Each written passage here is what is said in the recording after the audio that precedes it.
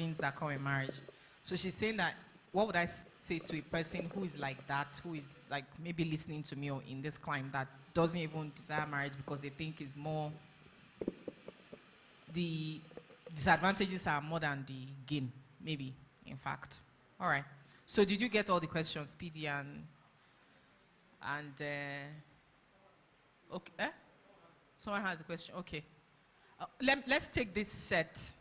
Okay, let her ask our own, and then we'll take it as a set. So I'll answer the ones that I can answer, but I hope both of you kept notes so that you can also answer the ones that you can answer. Okay. Good afternoon, everyone. Okay, so I've not really processed these questions too, but let me just say the way it's in my head. So let's say you're somebody that, for like the way you mentioned it earlier, this year you're like, oh, this year is my year, and another year will come again. I say, okay, this year is my year now. This is the year that I want to get it. Then another year comes and it's like, this is the year. You know, yeah, sure. So finally, you are now made up your mind that, okay, I'm not even going to bother about this, and whatever year is the year, and you just want to do your life, and then boom, out of the blues, you are having a dream, and you feel the dream is from God, and it's also speaking towards marriage. How do you balance that? Because you're already in a place in your heart where you are like, whatever.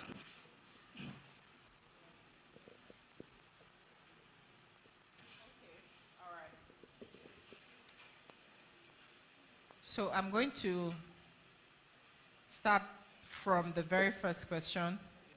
And then, like I said, Pastor Busayo, and I'll answer some of the ones that I can answer, and Pastor Busayo and PD will also answer the ones they can answer. The first question that, was asked was about handling parental pressure, especially when they want to take you to visit different pastors, different men of God, because they feel like you are nonchalant and there's something that is wrong with you and that you need to do about it.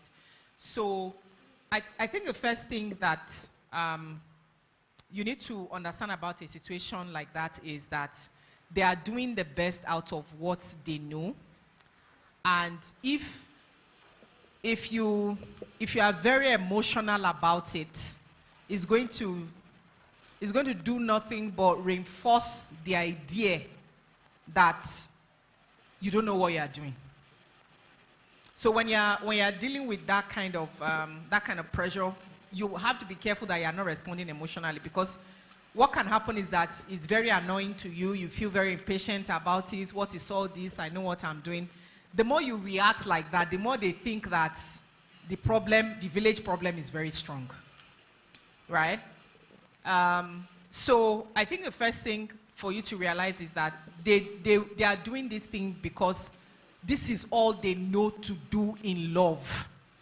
They love me, and this is what they know. They don't know how else to respond to this than how they are doing. I think and even when it is very repeated, very incessant, very annoying, I think keeping that perspective really, really helps. Keeping your emotion in check really, really helps, because if you return it emotionally, you will strengthen the belief that something is really, really wrong with you. That's the first thing I want you to note.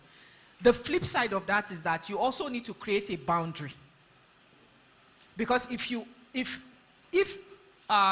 process it that understanding where they are coming from means that you should always succumb to what they are telling you to do, then they will keep bringing even more. If you pray today, tomorrow they'll bring water. Next tomorrow they'll bring oil. Day after you go to mountain. Then they'll tell you that you should not go to work for 3 days, that one prophet is coming. The boundaries, because those things don't end. If you have ever been in those streams before, those prophets need to eat food, and those problems never, they need to be relevant. Sometimes it's not even about eating food. Some of them are sincerely they just need to be relevant, so they will always come up with stuff. So it's never going to end. So what do? You don't fight, but you also don't do what you won't do. I don't know whether you don't. What you cannot finish, don't start it. I don't know whether you understand. Now, some things are harmless. Your mother goes to a prayer meeting. She brings water or oil. She says, take this oil, use it to bathe. She's not in your bedroom when you are bathing. I don't know whether you understand. Oh, mommy, thank you very much. You can collect it. If you like, use it to brush your teeth. If you like, use it to fry dodo. Nobody is there. I don't know whether you understand. Be it unto her according to her faith. She's praying. She's trusting God. And trust me, God will answer her prayers as long as she insists. I don't know whether you know. God, she will have her own journey with God. God will, but let it be. You are the one that knows that oil and faith is not how husband comes. But there are some things that are not worth the engagement. Let me tell you, there are some things that are worth the engagement. I don't know whether you understand. When you have to participate in things that are actively against your faith, you put your feet down and say, no, I'm not going to do that. And they're going to get very angry. They're going to get very upset. They won't understand you. But as long as you are calm and polite and how do I say it? And sometimes you may not even be able to reason with them about it. They may never understand why you are saying no to going to certain places, to going to certain pastors, to going to certain mountains. They may never understand it. But you see, once you've said no once or twice, they're going to get that the answer is no. So they will be going on your behalf. They won't even come to you with it again, right? But as in they may come and say it around you or say it, that, if we say that you should do this thing now, you will say that. It's okay. I don't know whether you understand. But what you won't do, what you will not finish, don't start, right? So I think the main thing that I've said about handling parental pressure is, one, I believe that don't be very emotional. Don't be overly emotional about it. Don't let anger or irritation take the front and center of that engagement. Number two, there are some things that are harmless, and you can be, how do I say it? You can let it go. I don't know whether you understand. I went to a prayer meeting and whatever, and I prayed for you. Thank you, mommy. I'm so grateful. What will I do without a parent like you? There are some things you can let slide. There are some other things it's better not to start participating in it. They will do it behind you. They will call your name there. But at least they know that you are not a party to it. And they would grow to respect your boundaries. And it's good now. Because again, by the time seasons change and you get married, they will understand by that time that what she won't do, she won't do. What he won't take, he won't take. I don't know if I answered that question sufficiently, but again, if there are any contributions, we can add to that. Loneliness in the season of waiting. Now, I want to say that being alone is not the same thing as loneliness. That's the first thing I want to let you know, that being alone, right, is not the same thing as loneliness. And marriage does not solve loneliness. Loneliness in marriage is much worse than what you call loneliness as a single person. In other words, you can be surrounded by people. You can be in a marriage with somebody and be lonely and be doing that marriage by yourself. Yeah. It's very possible. So you are not married does not mean you are lonely. You are married does not mean you are not lonely. The presence or absence of people is not loneliness. Aloneness is different from loneliness. In fact, there are seasons or there are times when, for your own sanity, even your girlfriends or your boyfriends, you give them a distance because you don't feel like that interaction, that engagement, or that friendship in that season is adding value. In fact, maybe if you feel it's taking something away from you, you just give space to certain girlfriends or certain boyfriends. I'm talking about of the same sex as you. You just give them distance at some point, and you are more wholesome for it. Have you withdrawn from some friendships and you felt more peace? You felt a lot more wholesome. You felt less pressure to sin. So not living with somebody in the house is not always the same as loneliness. But having said that, loneliness is really an emotion. Loneliness is really a response to how you are processing a situation. A lot of times, there are times when truly it may happen that a person may not really have people around them that they can, how do I say it? They can share with, they can interact with. A lot of times, what is actually happening, and people are calling loneliness, is that the relationships around them, there's an expectation from that relationship, from those relationships that is not being met. And they have not accepted those relationships for what they can provide. I don't know whether you understand what I'm trying to say. There's something you want. That the relation, it's not that you don't have anybody. What you are calling not having anybody is that I expect Brother Solomon to be present in my life to a certain extent, to do certain things, to respond in a certain way, to behave in a certain way. And what Brother Solomon is able to provide me, I'm not satisfied with it. I'm not content with it. So I'm going to say, I have nobody. I don't know whether you understand.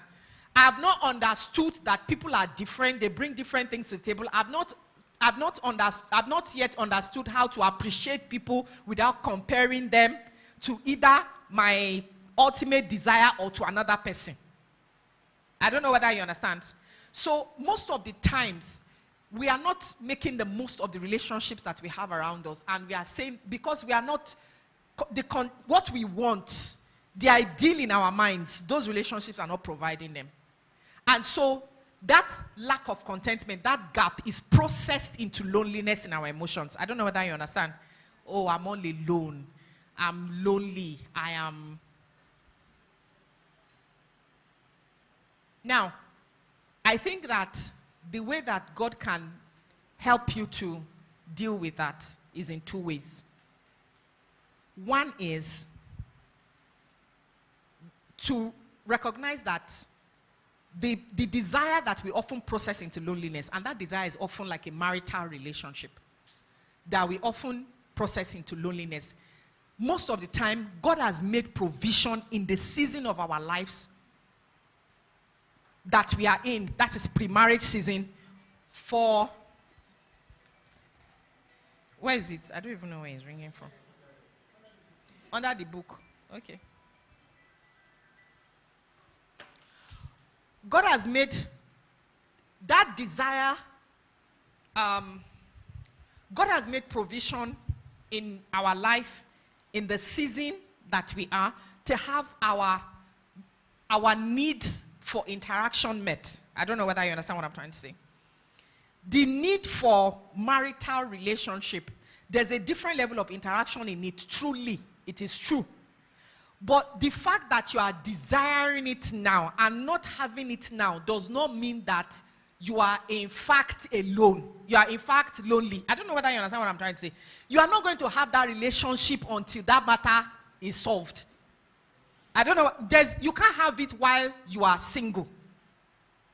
Do you understand what I'm trying to say? The interaction that you should have, the covering that you should have, the friendships that you have, the engagements that you have while you are single, God has provided them. I assure you, look in the church.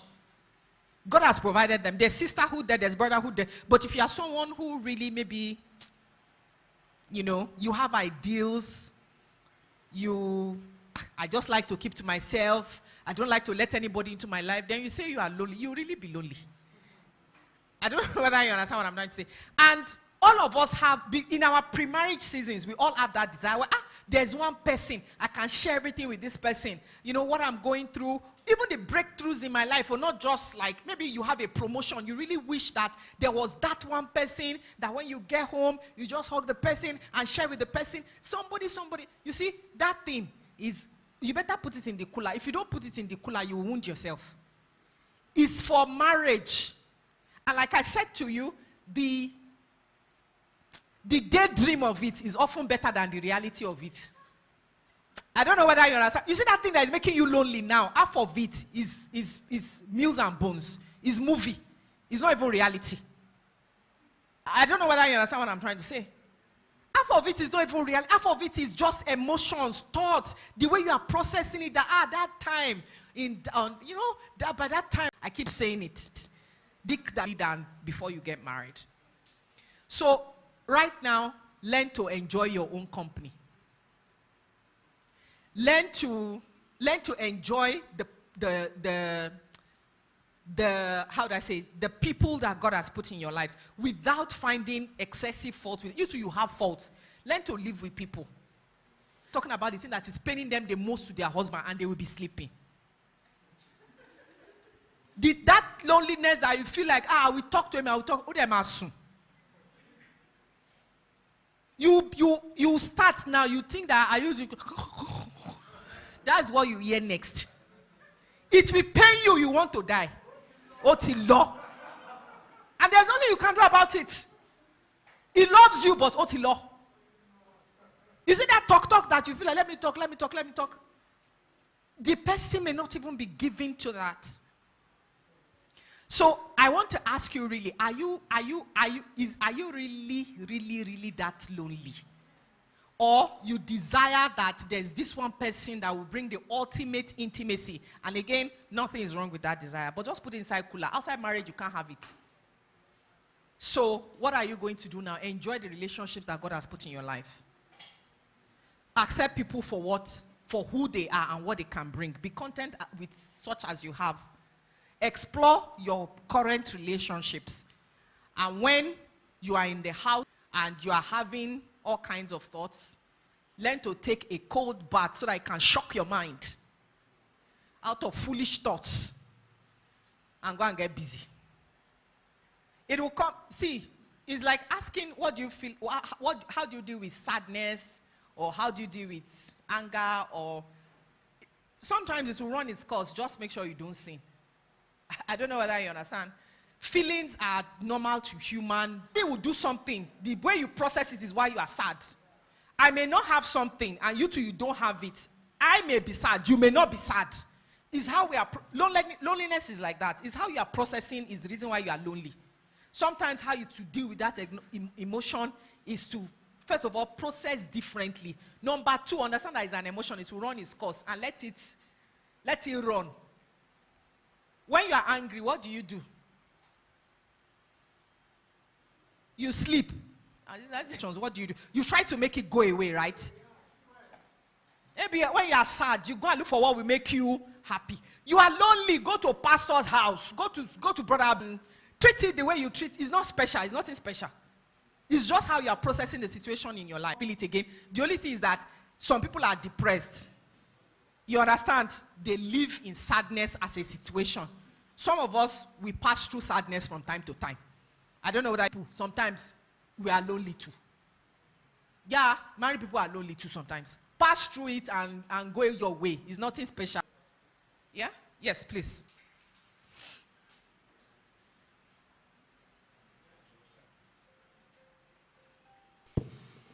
Thank you, Pastor T. You've actually said most of what I probably would have said and much more. I just want to add that marriage is not a cure for any of these things. It's not. Thank you so probably much, sir. Even it will make it makes it bigger. The truth is, competent. If you are not whole in yourself by yourself, and you are not happy in your single years, you won't find that marriage won't bring that happiness. Marriage will complicate emotional instability. Bring that stability. Yeah. Marriage would not bring that whole thing. Marriage would bring going into marriage incomplete to hurt someone else. Because you're depending on your life, sort out the deficiencies that are in yourself. You need God to help you with those. And like you rightly said, man, that feeling of loneliness is not the same as being alone. You can be alone and not lonely. Whole week, I'm just happy with myself by myself. And the house can be full and I'm just still happy with myself by myself. You can make noise, all the noise, and I'm there and I'm just happy about certain things. Not everybody would be not everybody would be like that. Okay, so go out, have friends, build good relationships. You have colleagues at work, you have people in church. Have places you can go to and express yourself. Have people you can share with, and interact with, and those things will do a whole lot to bring perspectives and also make us whole. Thank you so much, Pastor Busayo. That was so complete. Dealing with that come from word that I'm going. But we have all experienced negative. We have all had negative experiences to one degree or other, and those experiences, they shape us to one degree or other. Some are worse than others. I don't know whether you understand. And some people are also more self-aware than others. You see, sometimes you find, especially if you've been in church for a long time, it's even more intense. So when you are having a trauma response, you don't know, you think it's preach. Have you seen people with intense mood swing before? Now they are all over you. Oh, that she's having trauma response. And that thing has potential to spoil our relationships, both with everyday friends, when she's in a marital relationship, and when she even gets married. The thing can cause problems. And she doesn't know that she's having a trauma response. Some people, their own is intense anxiety.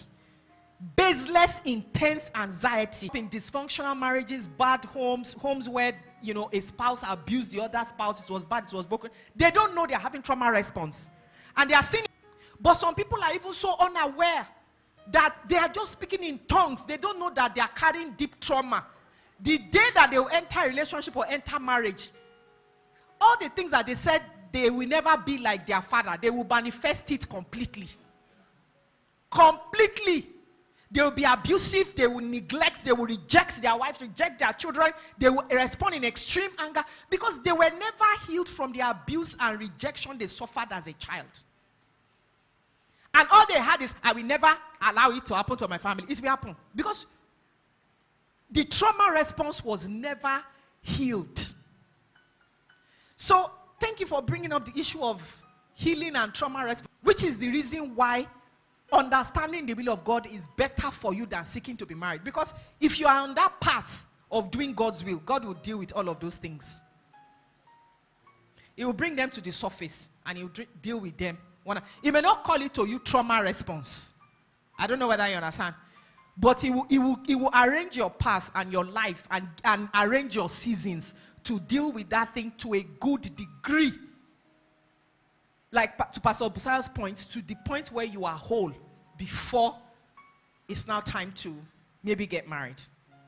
Now, to Ifeanyi's exact question, if you recognize something as trauma, something, a bad experience that you've had or that you've seen, and because of that, you are now deliberately running. If you are in the situation where because the situation I just described is people that are not even aware. They don't know. They are not deliberately running from anything. They don't even know that anything is going on. They are in the choir. They are speaking in tongues. Everything is going on fine, but they are behaving somehow from time to time. They are just messing up things, and they don't know why. They are having some reactions that they don't know why, and they have not been able to associate it with trauma response. They don't know that people who have suffered abuse, either sexual or physical, especially women, they have extreme PTSD that manifests in unstable emotions. Nobody has ever thought, especially in this part of the world, what is therapy? When you are not mad. Therapy is for people that are mad. So it's not even we don't think about those things, we don't say those things, we don't talk about it, we just all cover it up. Thank God for the Holy Spirit and spirit-filled spouses. But you are giving that person problem, even your girlfriends now, you are giving them issues. Have you seen men who never take anything seriously? It's a trauma response. Because they don't want to get attached to anything, so that they are purposely refusing responsibility because they don't want to be exposed. I don't know whether you understand what I'm trying to say. They don't want you to see that they are concerned, because failure is something that was a taboo when they were growing up. Any man that is associated with failure lacks respect. So they will not even take responsibility, much less fail, so that you will not see them as a failure. I don't know whether you understand what I'm doing. So they will do as if it doesn't matter. So whether it succeeds or it fails, at least nobody's holding me responsible. It's a trauma response. That guy doesn't want to be a failure, so he would rather not take responsibility. And you say, what's wrong with my husband? He never takes responsibility. He's trying not to be a failure, even though it's already a failure for not taking responsibility, but he cannot see it that way. So those are underlying issues. But if you are a person that you have resolved, or that you find yourself running away from commitment because maybe you have witnessed something bad, maybe something bad has happened, your answer is in that scripture that I read in Romans chapter 1. Honor God as God and be thankful.